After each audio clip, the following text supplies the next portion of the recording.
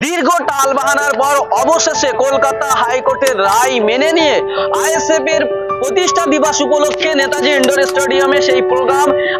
আর কিছুক্ষণের মধ্যেই সেই প্রোগ্রাম শুরু হবে। কারণ কলকাতা হাইকোর্ট যে রায় দিয়েছিল সেখানে বলা হয়েছিল 2:30 থেকে 4:30 পর্যন্ত নেতাজি ইন্ডোর স্টেডিয়ামে প্রোগ্রাম করতে পারবেন এবং সেই অনুযায়ী আইএসএফ এর বিধায়ক আইএসএফ এর চেয়ারম্যান নওশাদ সিদ্দিকী গতকাল তিনি তাদের অফিসিয়াল ফেসবুক পেজে তারা বিবৃতি দিয়েছিল যে তিনি বলেছিলেন যে কোর্ট 1000 জনের কথা বলেছেন কিন্তু আমরা 999 জনকে নিয়ে এই প্রোগ্রাম করব। ইতিমধ্যেই সেই প্রস্তুতি চলছে এবং গেটের কাছে কিছু আইএসএফ এর কর্মী সমর্থকরা তারা গেটের কাছে ইতিমধ্যেই এসে পৌঁছেছে এবং আপনাদেরকে জানিয়ে রাখি যে তার আগে থেকে কিন্তু পুলিশ একেবারে দেখে ঢোকাচ্ছে না। আড়াইটা না বাজলে কিন্তু গেটের ভিতরে ঢুকতে দেওয়া হবে না। গেটের বাইরে সবাইকে দাঁড়িয়ে রয়েছে আইএসএফ এর কর্মী সমর্থকরা এবং এই মুহূর্তে আমরা দেখতে পাচ্ছি যে সমস্ত রকমের প্রস্তুতি কমপ্লিট নেতাজি ইন্ডোর স্টেডিয়ামে এবং ঠিক 2:30 আইএসএফ এর কর্মী সমর্থকরা নেতৃত্বরা তারা ঢুকবেন এবং আইএসএফ এর বিধায়ক তথা আইএসএফ এর চেয়ারম্যান নওশাদ সিদ্দিকী বলেছিলেন যে 999 জনকে নিয়েই আমরা কোর্টের নির্দেশকে মেনে সেই প্রতিষ্ঠা দিবস তারা পালন করবেন এবং সেই প্রতিষ্ঠা দিবসকে পালন করার জন্যই আজকে যে একেবারে 2:30 থেকে 4:30 পর্যন্ত কোর্টের অর্ডার মেনে নেতাজি ইন্ডোর স্টেডিয়ামে সেই প্রোগ্রাম হবে এবং সেই প্রোগ্রামের প্রস্তুতি সব একেবারে কমপ্লিট এবং ঠিক 2:30 বাজলেই সেখানে ঢুকবেন এবং তারপরেই কিন্তু সভা শুরু হবে এবং সেই সবার লাইভ কভারেজ অবশ্যই আপনারা জিআই এর পর্দায় দেখতে পাবেন। জিআই এর ফেসবুক এবং ইউটিউব চ্যানেলে সেই ছবি আপনাদেরকে অবশ্যই দেখাবো এবং ইতিমধ্যেই পুলিশের সঙ্গে আইএসএফ এর নেতৃত্বরা কথা বলছেন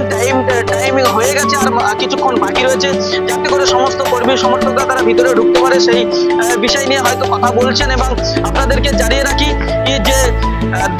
ইতিমধ্যে রাজ্যের বিভিন্ন প্রান্তে আইএসএফ এর কর্মী সমর্থকরা সকাল থেকে তারা জাতীয় পতাকা তোলার পাশাপাশি তাদের দলের পতাকা উত্তোলন করলেন এবং সেখানে বিভিন্ন জায়গায় তারা তাদের দলের প্রতিষ্ঠা দিবস পালন করেছে এবং ভাঙড়ের বিভিন্ন চিত্র আমরা দেখেছি যেখানকার বিধায়ক নির্বাচিত হয়েছেন আইএসএফ এর নির্বাচনে বিধায়ক রয়েছে নওশাদ সিদ্দিকী। সেই ভাঙড়ে কিন্তু বিভিন্ন জায়গায় বিভিন্ন বুথে এলাকায় বিভিন্ন অঞ্চলে আইএসএফ এর প্রতিষ্ঠা দিবস উপলক্ষে তারা জাতীয় পতাকা উত্তোলন করেছেন এবং পাশাপাশি তাদের দলের পতাকা উত্তোলন করেছেন এবং শুধু ভাঙড়ে নয় ভাঙড় সহ গোটা রাজ্যের বিভিন্ন প্রান্তে যেখানে আইএসএফ এর কর্মী সমর্থকরা রয়েছেন আইএসএফ এর কর্মী রয়েছেন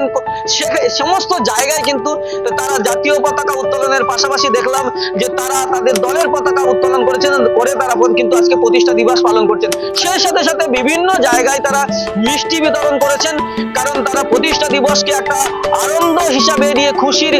জোয়ার হিসাবে নিয়েই তারা কিন্তু মিষ্টি বিতরণ করেছেন এবং নেতাজি ইন্ডোর স্টেডিয়ামে কলকাতা হাইকোর্টের নির্দেশ মেনে 2:30 থেকে 4:30 পর্যন্ত সেই সভা হবে। সেই সভার পুরো ভিডিও লাইভ